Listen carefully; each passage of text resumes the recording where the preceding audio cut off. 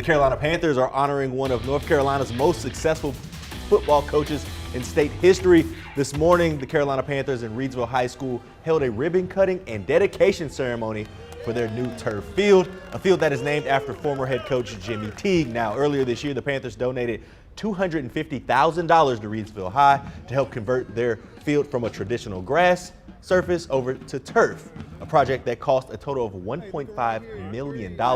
And although Teague knows it's a tremendous honor having the field bear his name, he says the student athletes are the people who deserve this gift.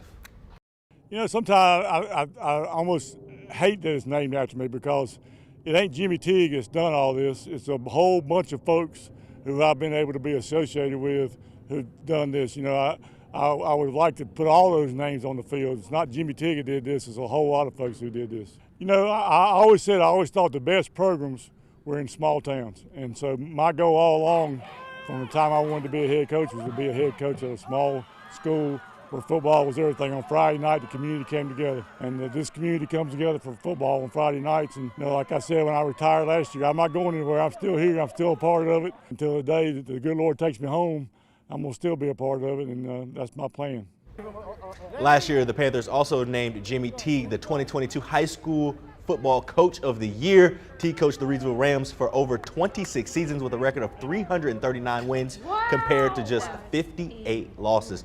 Now, during his tenure, he coached the team to 8 2AA state championships and to the state championship last year as well with a record of 14-2. Even though Teague's days of coaching here are over, his legacy still thrives at Reidsville High School with his son now as the head coach. Oh, that's beautiful. Pass it down, huh? Yeah. And so if the story couldn't get any better, right?